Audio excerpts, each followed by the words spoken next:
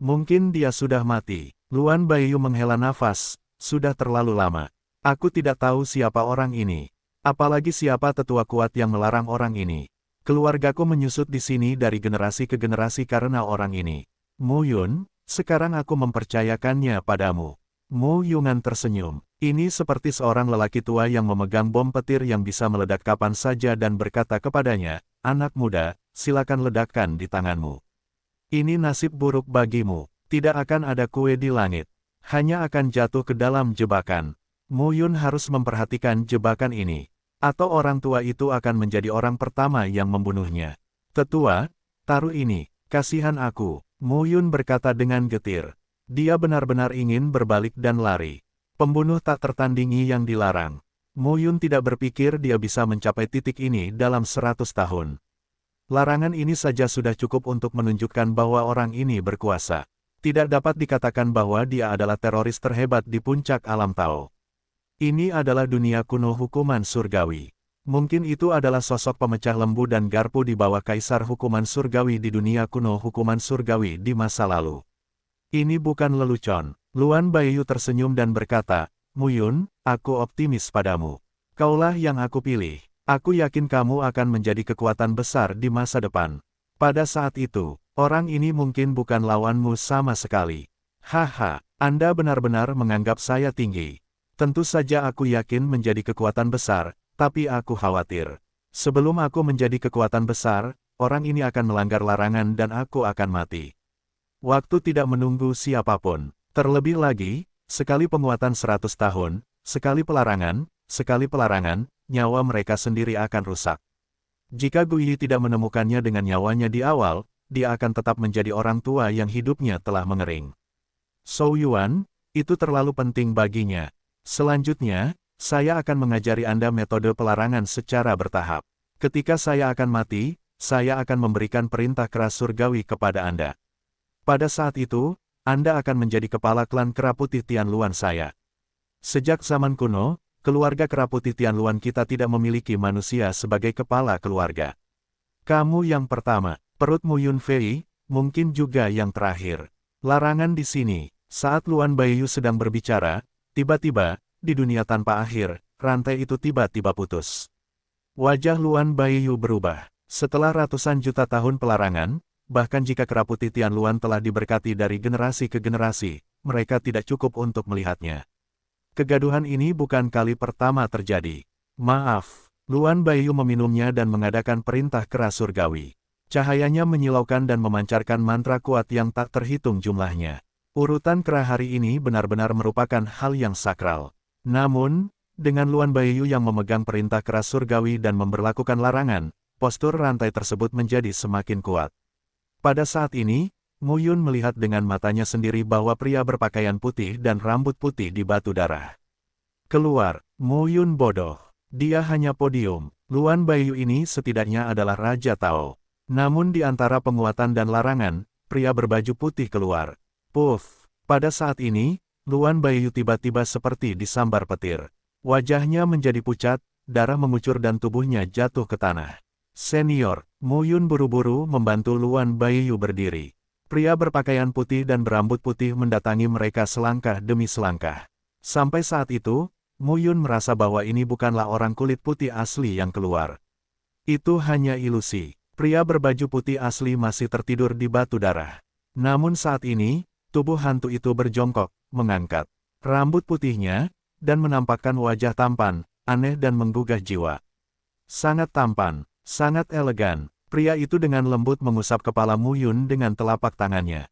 Pada saat ini, Mu Yun merasa napasnya akan berhenti. Wajah lama Luan Baiyu bahkan lebih putih. "Kamu adalah..." Pria berbaju putih membuka mulutnya. Suaranya tertegun dan bergumam, "Ye Yunlan, siapa kamu?" Luan Baiyu terkejut. Keluarga Kera Putih Tianluan telah diwariskan sejak lama. Meskipun sekarang ayamnya lemah, ia juga sangat kuat pada tahun-tahun itu. Dia juga mengenal beberapa orang yang paling kuat dan penting di zaman kuno. "Kamu Yunlan, salah satu dari 10 makhluk surgawi. Itu ibuku." Mu Yun Qiang mendukung jalannya. Dia tidak berbohong. Dia hanya merasa meskipun pria di depannya dilarang, sepertinya mudah untuk ingin membunuhnya sekarang. "Tidak." Pria berbaju putih itu mengerutkan kening lalu berkata, sepertinya benar. Bagaimana dengan Mu 19? Mu 19.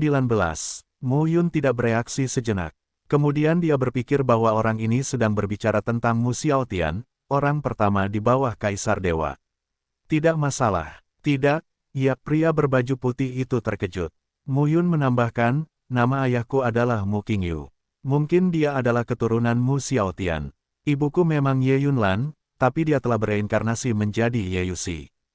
Petik 2. Itu benar. Mu Yun berkata lagi, ibuku sudah meninggal. Mati. Pria berbaju putih itu tertegun, tapi kemudian dia berkata, tidak mungkin. Bagaimana dia bisa mati? Jika dia mati, Mu Yun kemudian berkata, mimpi Wu Qing, salah satu dari 10 makhluk surgawi, dihidupkan kembali. Di Changlan dunia, itu dibunuh oleh ayahku. Ibuku meninggal saat itu, ayahku. Mimpi Wu Qing. Pria berbaju putih itu tersenyum dan berkata, apakah dia sudah pulih? Tidak ada rasa iri. Mu Yun kemudian berkata, Fu Wuxian juga telah pulih. Pada saat itu, ada beberapa dari 10 makhluk surgawi teratas di dunia Changlan. Nomor 1 Mu Xiaotian tidak pernah muncul. Yang kedua adalah Ye Yunlan, yaitu Ye Yuxi. Putra pengorbanan ketiga Yuan adalah Kaisar Xuanhao. Mimpi Wu Qing muncul, dan Fu Wuxian juga muncul. Tapi Wu Qingmeng tidak beruntung dan dibantai oleh ayahnya. Tapi ayah sudah selesai. Adapun makhluk surgawi lainnya, Mu Yun tidak tahu atau mengerti. Mimpi Wu Qing sudah mati. Mungkin saja, Ye Yunlan tidak akan mati. Pria berbaju putih itu menegaskan, bagaimana dia bisa mati. Jika ibumu benar-benar bereinkarnasi dengan Ye Yunlan, dia tidak akan mati.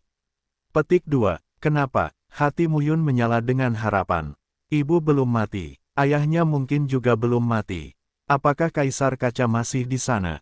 Mendengar ini, Mu Yun segera berkata, pada masa itu, ada 4 dewa, Mu Futu, Yusura, Hari Tanpa Anjing, Gupo Tuo, yang ingin membunuh Li Changlan. Mu Yun tidak mengatakan dia berlari ke bunuh dia. Siapa yang tahu jika pria ini akan langsung membunuhnya ketika mendengar bahwa dia adalah putra surga. Kaisar Dewa Kaca juga muncul hari itu, tapi aku tidak melihatnya memasuki dunia Changlan. Petik 2. Tentu saja, dia tidak akan masuk. Mereka berempat tidak berani masuk. Jika mereka masuk, mereka mungkin mati. Li Changlan. Pria berbaju putih itu bergumam, Kaisar Dewa Kaca masih hidup, jadi Ye Yunlan tidak bisa mati. Bagaimana kamu bisa begitu yakin? Mu Yun bertanya, siapa kamu? 10 makhluk surgawi, atau pemulihan Kaisar Ilahi. Hahaha. Mendengar ini, pria berbaju putih itu tiba-tiba tertawa, menangis dan membungkuk. Dia memandang Mu Yun dan menganggapnya sangat menarik. Jika saya adalah 18 dewa dan 10 makhluk surgawi, siapa yang dapat melarang saya? Pria berbaju putih tidak bisa menahan diri untuk tidak berkata, mereka adalah 28 orang yang telah lama melampaui kekuatan dunia ini. Kuat, mimpi Wu Qing yang kuat akan mati. Ceritakan padaku bagaimana mimpi Wu Qing mati. Orang berkulit putih sangat tertarik padanya. Mu Yun menceritakan apa yang dia lihat hari itu. Setelah dia selesai, pria berbaju putih itu sedikit mengangkat mulutnya. Aku mungkin mengerti. Menarik. Pria berbaju putih itu tersenyum dan berkata, itu benar-benar menarik.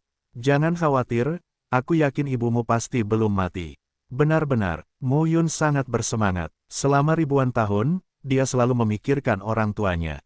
Sebagai seorang ayah, ia menyadari bahwa tidak mudah bagi ayah dan ibunya. Bahkan jika kamu Yuxi menegurnya setiap kali dia melihatnya. Meski jarang bertemu ayahnya, Mu Qingyu, kekhawatiran ayahnya selalu ada. Ayah dan ibu meninggal, Mu Yun mengira langitnya akan runtuh. Benar-benar, pria berambut putih itu tersenyum dan berkata, bagaimana bisa Ye Liuli membiarkan Ye Yunlan mati? Mendengar ini, Mu Yun tampak bersemangat. Tapi belum lama ini, Mu Yun memandang pria berambut putih itu dan bertanya, siapa yang lebih tua? Bukan Kaisar Ilahi, bukan 10 makhluk surgawi. Pria itu tersenyum pahit. Kamu dan aku akan menemuimu di masa depan. Kata-kata jatuh dan penglihatan menghilang. Segalanya tampak menghilang di antara awan. Saat ini, Luan Baiyu duduk di tempatnya. Untuk sesaat, dia tidak tahu harus berkata apa. Dia menatap Mu Yun, matanya ketakutan dan luar biasa. Dia memang menilai Mu Yun dan dengan cermat mengamati setiap gerakannya, tapi dia tidak menyangka bahwa Mu Yun akan menjadi begitu luar biasa. Kamu Yunlan, 10 makhluk surgawi. Mu Yun sebenarnya adalah putra dari sosok super kedua setelah Kaisar Ilahi di masa banjir dan kelaparan. Semua ini seperti mimpi. Senior, ayo pergi. Mu Yun menarik Luan Baiyu dan berkata sambil tersenyum, mungkin suatu hari nanti, larangan itu dilanggar, dan orang di dalamnya mungkin tidak akan menghancurkan keluarga kera putih Tianluanmu. Luan Baiyu mendengar ini, tapi buru-buru berkata, anak muda, jangan berpikir begitu. Orang itu mungkin tidak membunuhmu, tapi dia pasti akan membunuh kita. Mu Yun mendengar arti kata-kata Luan Baiyu, tetapi berkata, senior, maksudku. Mungkin, di matanya, keluarga kera putih Tianluan hanyalah sekelompok keberadaan yang tidak berarti. Dia tidak melihatmu sama sekali. Mungkin kamu tidak melarangnya, tapi dia. Di belakangnya, di antara rantai tak berujung, di dalam batu giok darah besar, pria berambut putih itu tiba-tiba membuka matanya, melihat ke arah keberangkatan mereka, dan perlahan menutup. Tuanku, di mana itu? Bisikan menghilang antara langit dan bumi. Ayah, begitu Luan Baiyu dan Mu Yun keluar dari kabut darah, Luan Baijing, Luan Xiu, Luan Qingyan dan lainnya maju satu demi satu. Ayah, ada apa denganmu? Tidak ada. Luan Baiyu melambaikan tangannya dan menatap Mu Yun lagi. Matanya rumit. Bagaimanapun, dia tidak dapat membayangkan bahwa di bingsu kecil ini, dalam batas kuno hukuman surgawi, dia akan bertemu dengan keturunan salah satu dari 10 makhluk surgawi teratas. Ini sungguh luar biasa. Sejak pertama kali dia melihat Mu Yun, dia tidak berani berpikir demikian. Dia hanya menganggap Mu Yun sangat aneh dan bisa dipercaya. Siapa yang mengira bahwa hal itu dipercayakan kepada putra makhluk surgawi? Selain itu, pemuda itu tidak terlihat seperti. Di mata Luan Baiyu, 10 makhluk surgawi adalah yang kedua setelah 18 dewa, unik dan kuat. Murid-murid keturunan orang-orang ini juga harus menjadi tokoh terkemuka. Bagaimanapun, Mu Yun hanyalah yang ke-8 dari Dao Tai. Apa yang kamu lakukan di sini? Menyebar, menyebar. Luan Baiyu melambaikan tangannya, tampak tidak sabar dan berkata, apa yang harus dilakukan? Ketika kerumunan bubar, Luan Baiyu memandang Mu Yun dan berkata sambil tersenyum, Tuanmu, saya benar-benar minta maaf karena kehilangan penglihatan. Luan Baiyu tampak malu dan berkata, saya benar-benar minta maaf. Mu Yun melihat ekspresi Luan Baiyu dan mengetahuinya.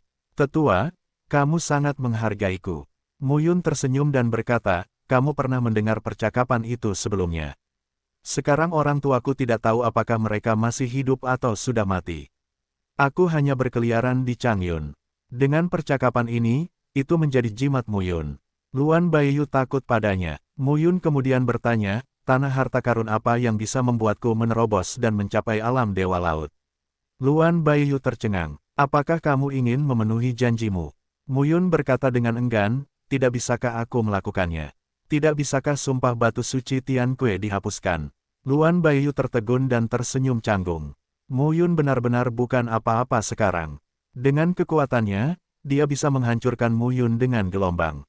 Tapi, seandainya suatu hari, Ye Yunlan, salah satu dari 10 makhluk surgawi yang mendapat masalah, kembali untuk mencari putranya dan mengetahui bahwa keluarga kera putih yang mati di Tianluan tidak cukup untuk menguburkan triliunan makhluk di tanah bingsu yang tak berujung. Gembala, ikut aku. Luan Baiyu memimpin Mu Yun ke sisi lain dari batas rahasia ruang ini. Ada banyak istana dan paviliun di sini, dan di sisi dekat dinding batu giok darah, terdapat dinding batu yang halus dan terang. Luan Baiyu membawa Mu Yun ke dinding batu dan berkata, ini adalah benda suci yang diperoleh oleh orang bijak keluarga kami. Karena sudah terlalu lama, saya tidak tahu nama aslinya, tetapi sudah ada di sini selama ratusan tahun, jutaan tahun dan belum rusak. Itu pasti benda suci. Kami menyebutnya tembok Si. Duduklah dengan tenang di depan tembok Si dan bimbing diri kita dalam berlatih. Kita akan mendapat umpan balik kekuatan dari tembok Si. Luan Baiyu memandangi ratusan orang di belakang dan berkata, sampai saat ini, keluarga kami telah menurun di sini, namun sebagian besar anak muda di keluarga tersebut masih berada di alam dewa laut, justru karena fungsi luar biasa dari memikirkan tembok kita. Dengan bakat dan kekuatanmu, menurutku kamu dapat menyelesaikan transformasi diri sebelum memikirkan tentang tembokku. Mu Yun melihat ke dinding batu giok, yang tinggi dan lebarnya 100 kaki, dan tampak dingin. Dari batu giok di depannya, dia merasakan sesuatu yang berbeda. Seperti aliran kekuatan langit dan bumi. Penggembala bisa berlatih di sini. Saya tidak bisa memikirkan beberapa tahun lagi. Saya yakin saya bisa mencapai prestasi yang luar biasa. Tidak sulit mencapai Dao Haisen. Melihat dinding Siyi, Mu Yun meliriknya sedikit dan berkata sambil tersenyum, bagus sekali. Dia langsung menuju dinding dan duduk bersila. Jiwa, tubuh dan pikiran tenang saat ini. Dan kemudian, di dinding Siyi, sesosok muncul, yaitu Mu Yun yang duduk bersila. Melihat Mu Yun, dia langsung mulai berlatih. Luan Baiyu tidak mengganggunya, tapi pergi dari sini. Bai Jing, ayah, sutra putih Luan datang dengan tergesa-gesa. Katakan pada semua orang untuk tidak mengganggu Tuan Mu Yun. Ingat, jika dia punya kebutuhan, dia hanya perlu memenuhinya. Luan Baijing memandang Mu Yun yang duduk di depan dinding simi dan tidak bisa menahan diri untuk berkata, ayah, benarkah? Dia pasti bisa. Luan Baiyu sedang dalam suasana hati yang baik dan berkata, setelah kematianku, keluarga keraputi Tian Luan tidak akan hancur bersamanya. Luan Baijing tercengang lagi. Bagaimana ayah bisa begitu yakin? Ayah. Luan Baijing terkejut dan berkata, apakah menurutmu dia bisa melakukannya? Mengapa tidak? Luan Baiyu berkata, lagi, dalam 100 tahun ini, saya akan berusaha sebaik mungkin untuk mengajarinya dan mendukungnya. Jika saya mati setelah 100 tahun, Anda harus membantunya. Bai Jing, keluarga keraputi saya Tian Luan juga sangat kuat dalam hal ini, masa banjir dan kelaparan kuno.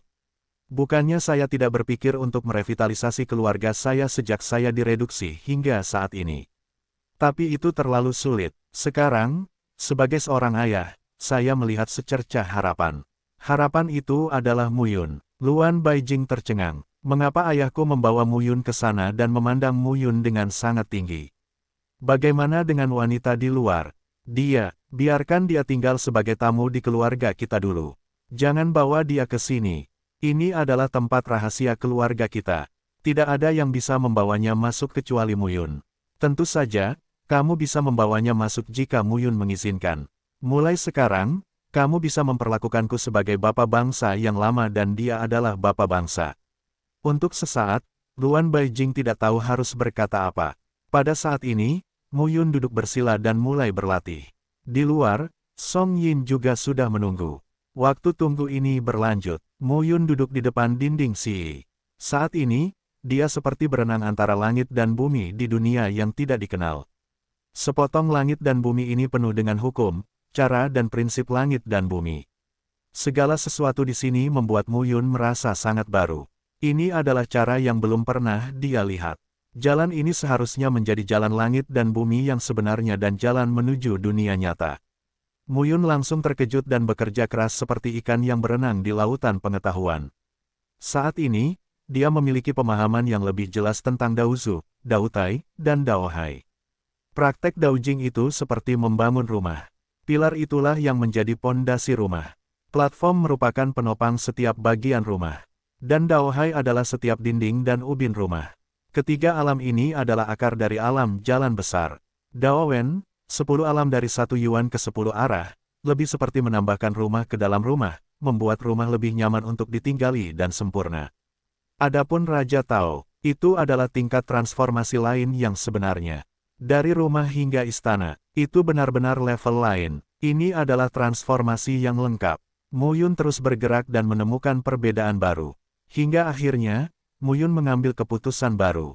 Dia akan menguduskan dan menyempurnakan pilar dan podiumnya lagi. Dia telah melihat cacat pada pilar dan platformnya.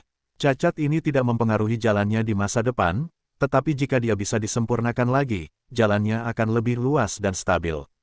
Ambil keputusan, Mu Yun adalah permulaan. Setiap pilar Tao dan setiap platform Tao ada di depan tembok pemikiran tentang saya, sehingga Mu Yun dapat dengan jelas melihat kekurangannya dan mengetahui cara meningkatkan dan meningkatkannya. Tembok Siyi ini sudah pasti menjadi benda suci pada masa banjir dan kelaparan. Asal-usulnya tidak diketahui, tetapi jelas merupakan harta karun yang sangat kuat. Nantinya, Shen Mugui, Zhao Wenting dan anggota inti Pavilion Yun bisa datang ke sini untuk berlatih. Ini hanyalah harta karun tiada taraf yang dapat mengubah diri Anda dan membuat diri Anda memudar. Waktu berlalu hari demi hari. Song Yin juga tinggal di keluarga kera putih Tianluan. Luan Qingzi menemaninya setiap hari, dan bahkan mengeluarkan beberapa resep dan untuk dipecahkan oleh Song Yin. Saat ini, di luar pegunungan memang tumbuh kawasan yang luas dengan banyak material alam dan kekayaan bumi. Song Yin juga mempelajarinya dengan cermat bersama Luan Qingzi. Hari-hari berlalu seperti ini. Dalam sekejap mata, 4 tahun berlalu. Mu Yun duduk di depan tembok Xi selama 4 tahun tanpa bergerak. Song Yin juga menghabiskan 4 tahun di keluarga kera putih Tianluan. Dia tidak bertemu Mu Yun selama 4 tahun terakhir. Jika bukan karena kesopanan suku kera putih Tianluan padanya, dia bahkan berpikir bahwa Mu Yun mungkin telah terbunuh. Hari ini, di dalam batas rahasia, Luan Baijing dan yang lainnya melakukan urusan mereka sendiri. Tiba-tiba, di depan tembok, ombak menyapu. Suara gemuruh hanya membuat orang merasa bingung. 3 komandan Luan Baijing, Luan Xiu dan Luan Qingyan, dengan puluhan tentara klan, bergegas ke tembok Simi. Saat ini, Mu Yun, duduk bersila, memiliki kondensasi cahaya pekat di atas kepalanya. Di sekujur tubuhnya, temperamennya sedang mengalami transformasi. Di bawah transformasi ini, ada roh jahat yang mengerikan yang muncul. Semua orang dapat melihat bahwa kepala Mu Yun secara bertahap mengembun, dan tampaknya memiliki kekuatan Tao yang tak ada habisnya, yang berubah menjadi pusaran dan berputar semakin cepat. Pada saat ini, kekuatan langit dan bumi yang kuat juga keluar dari dinding SI, berdampak pada pusaran di atas Mu Yun. Orang ini, benar-benar telah menjadi lautan Tao. Luan Baijing tercengang. Tembok Xi benar-benar merupakan barang bagus dari keluarga kera putih Tianluan. Namun tembok pemikiran ini untuk mempercepat budidaya pencaksilat. Kecepatan peningkatan bergantung pada bakat. Hal ini memungkinkan orang-orang dengan talenta yang kuat untuk meningkat lebih banyak. Dapat membiarkan orang dengan bakat biasa dipromosikan menjadi lebih baik daripada orang dengan bakat kuat. Tapi Mu Yun, dalam 4 tahun, naik dari Dao Tai Bazong ke Dao Haisen, yang sungguh menakutkan. Kecepatan ini terlalu cepat. Namun, Mu Yun, yang mengumpulkan Dao Hai, tidak bangun. Sebaliknya, dia terus duduk di tanah dengan lutut bersilang dan tidak tahu apa yang dia lakukan. Jangan pergi ke sana. Luan Baijing memikirkan apa yang dikatakan ayahnya dan berkata, dia bisa tinggal selama dia mau. Ayo pergi dan jangan ganggu dia. Mu Yun memang tiba di alam Dao Haisen, tapi dia tidak memilih untuk mengakhirinya.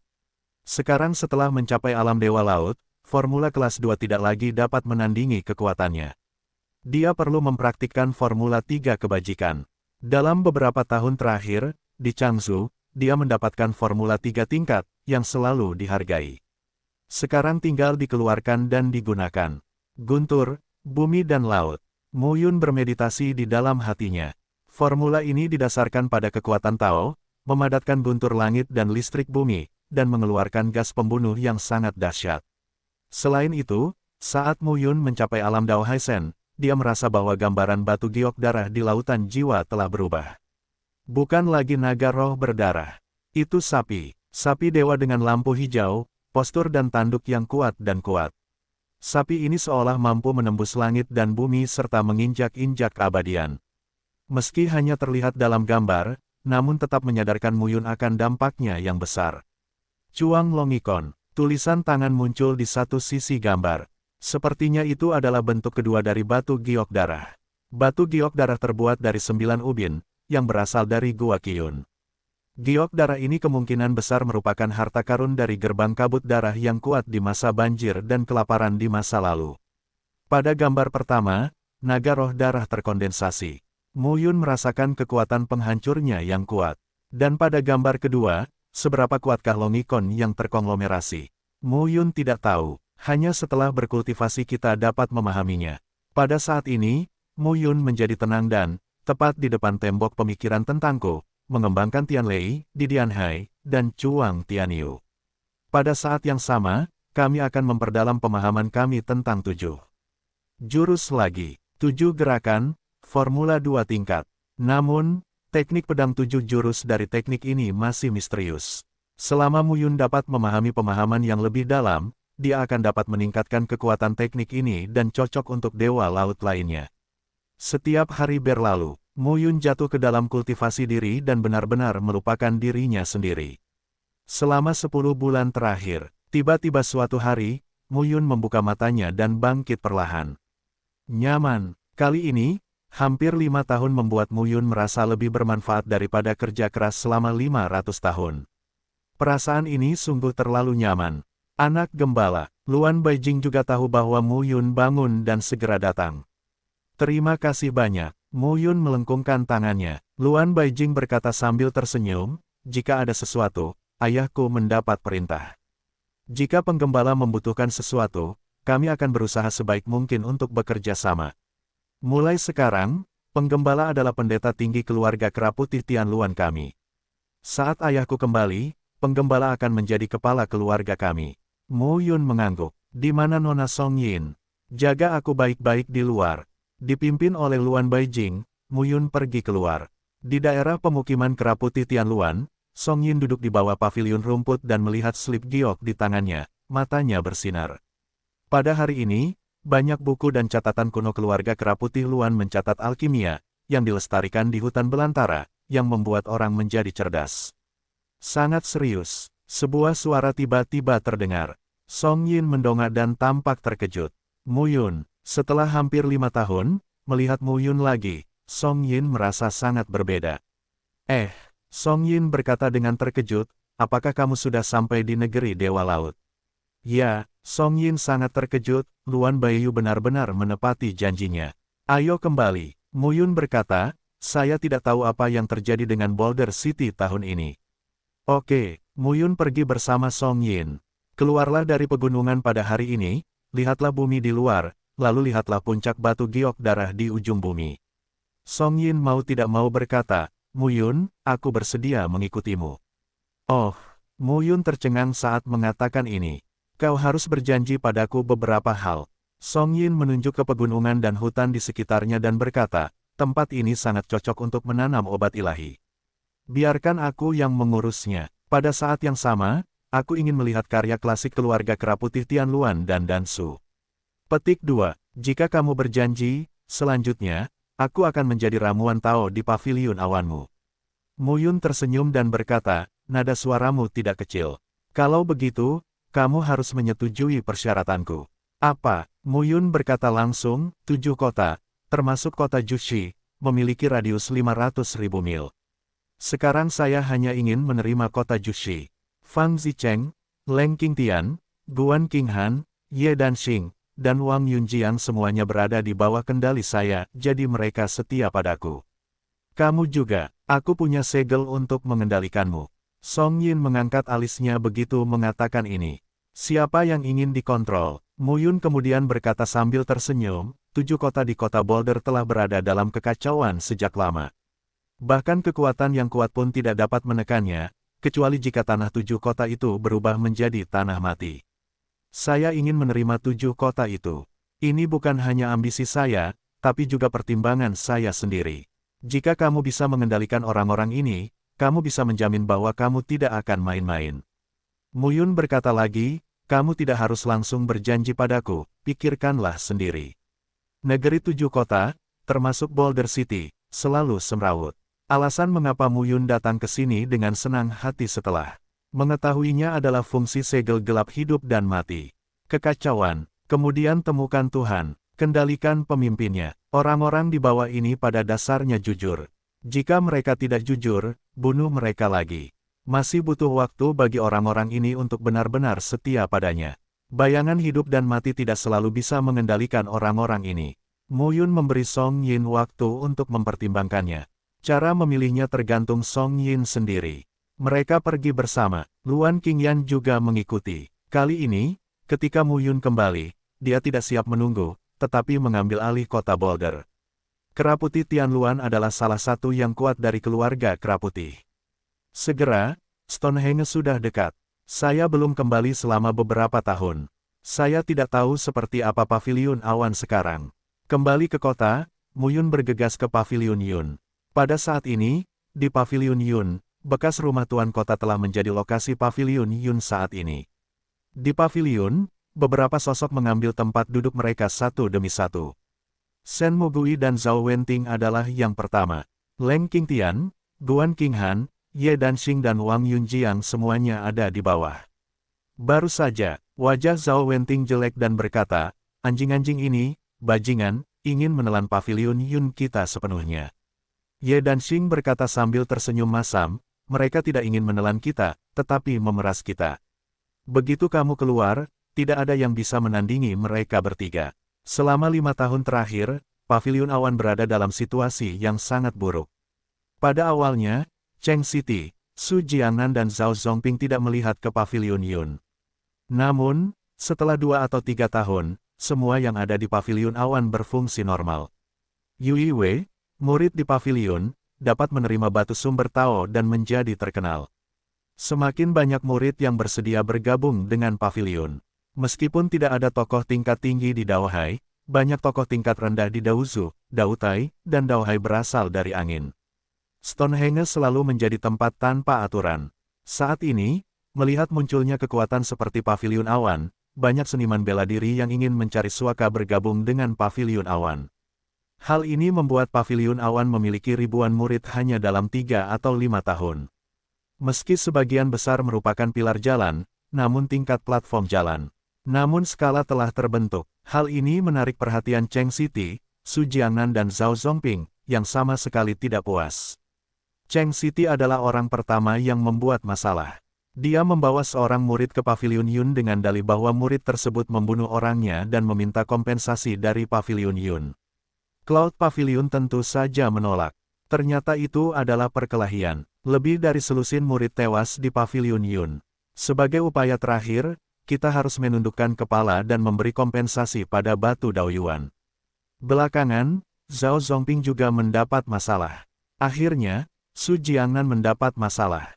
Ketiga partai tersebut sudah bertindak keterlaluan dalam 2 tahun terakhir. Selama mereka melihat paviliun Yun membuat batu Daoyuan, mereka akan mendapat masalah. Tapi Muyun tidak ada di sana. Keterampilan lebih rendah daripada manusia. Tidak dapat disangkal. Ketiga pihak hampir datang langsung untuk merampok uang. Leng Qingtian kemudian berdiri dan bersenandung, bertarunglah dengan mereka. Mantra, apa yang kamu eja? Guan Qinghan berkata, saya tidak bisa bertarung sama sekali. Cheng Siti, Su Jiangnan dan Zhao Zongping adalah 3 hiu. Mereka naksir ikan besar Yunge. Tapi itu tidak akan membunuh ikan besar Yunge sama sekali. Bagaimanapun, setelah beberapa tahun dikembangkan, paviliun awan telah mampu menghasilkan batu sumber Tao dan melatih murid-muridnya secara stabil. Mengapa membunuhnya? 3 hiu datang untuk menggigit ikan besar itu setiap waktu. Saat ikan besar pulih, mereka akan menggigit lagi. Bukankah baik bagi seseorang untuk menghasilkan uang untuk dirinya sendiri? Leng Qingtian berkata dengan marah, biarkan mereka menelan kita dari tahun ke tahun.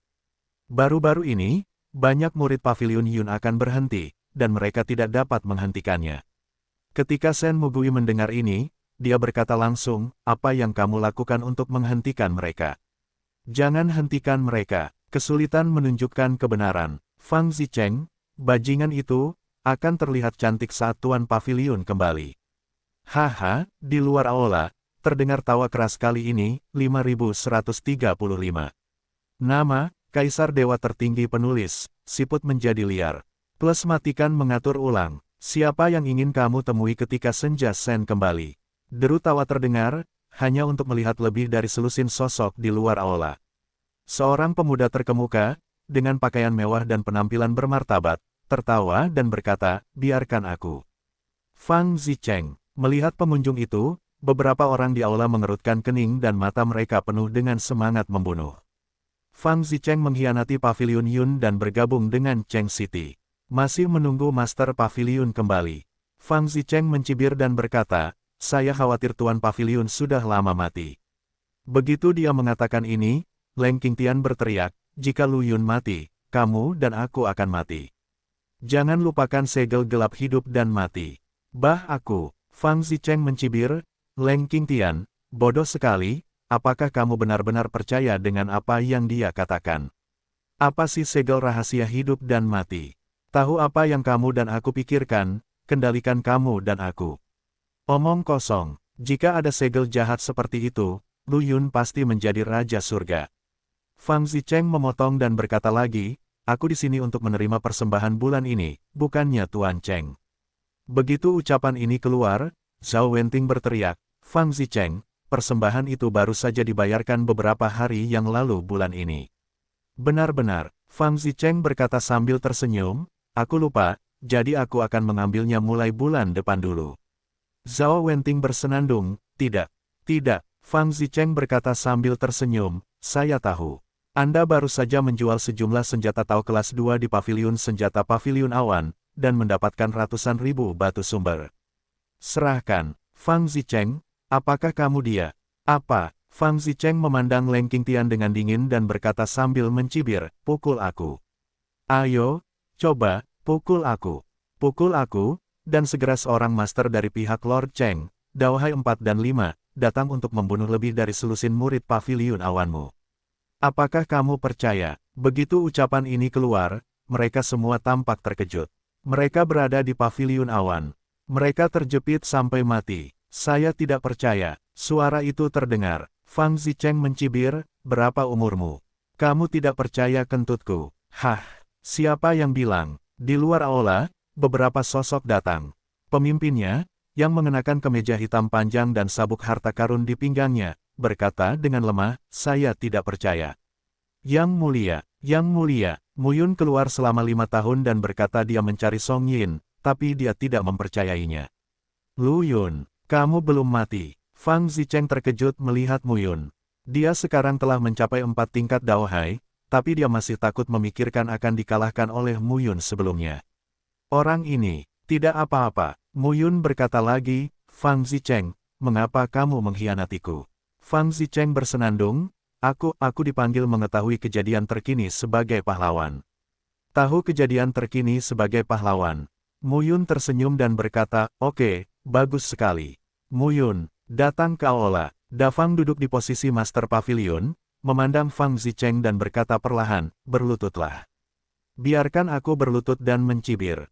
Tapi saat kata-kata Mu Yun jatuh, Fang Zicheng tiba-tiba merasakan kesemutan di benaknya, dan tanpa sadar lututnya tertekuk. Segel gelap hidup dan mati. Bang, lutut Fang Zicheng membentur tanah dengan keras, batu tulisnya retak dan menjerit. Fang Zicheng tercengang. Segel gelap hidup dan mati benar-benar berfungsi. Beraninya kamu, Mu Yun mendengus, apa yang saya ukir di lencana bahu Paviliun Yun adalah kesan awan. Shenmu kembali dengan suara rendah dan berkata, saya bersama Lao Zhao. Ini adalah tanda Paviliun Awan kami. Bagus sekali. Mu Yun mengulurkan tangannya. Shenmu Gui segera mengerti, mengeluarkan lencana bahu dan menempelkannya pada Mu Yun. Mulai hari ini, kota batu raksasa ini adalah dari Paviliun Awan. Melangkah keluar, kerumunan mengikuti Mu Yun dan keluar dari pavilion. Di masa lalu, Mu Yun merasa lega untuk mengembangkan Yunge karena kekuatannya tidak mencukupi. Dan kali ini, berbeda. Mereka telah mencapai kondisi Daohai. Selain itu, ada pengikut keluarga kera putih Tianluan Luan Qingyan. Bahkan jika ada sosok di puncak Daohai yang tersembunyi di kota batu besar ini, dia tidak takut. Sangat mendesak untuk merebut Stonehenge. Dia menginginkan ketujuh kota itu. Boulder, di jalan, pemandangan aneh muncul, dipimpin oleh Fang Zicheng, meskipun tempurung lututnya patah, dia masih menahan rasa sakit yang parah dan terus menggeliat. Sambil berjalan berlutut, dia menamparkan mulutnya dan berteriak, Cheng City, ayo ke kabinet awan untuk meminta penjelasan. Adegan ini segera menarik perhatian banyak orang di jalan. Apa masalahnya? Saya tidak tahu. Bukankah itu Fang Zicheng dari Paviliun Awan? Kau tahu? Kentut sekali. Fang Zicheng sudah lama berlindung di Cheng City dan mengkhianati Paviliun Yun. Lalu kenapa kamu berlutut di tanah? Aku tidak tahu, tapi melihat postur Paviliun Yun. Saya ingin menyelesaikan rekening dengan Lord Cheng. Kamu ingin mati. Bagaimana Cloud Pavilion bisa menjadi lawan Lord Cheng? Sekelompok orang berbicara berturut-turut. Segera, tentara datang ke gedung Wanhua di kota Boulder. Wanhualu adalah tempat kembang api dan pohon willow terbesar di kota Jushi. Louzu Hualuoxi, semua orang tahu bahwa itu adalah Nyonya Tuan Cheng. Pada saat ini, prajurit garnisun awan yang perkasa datang ke gedung Wanhua, dan semua jenis wanita yang meminta pelanggan menjadi tenang satu demi satu, tampak luar biasa. Ada apa? Ada apa? Di loteng, seorang wanita cantik, montok dan menawan, mengenakan pakaian terbuka dan memutar pinggangnya, maju ke depan.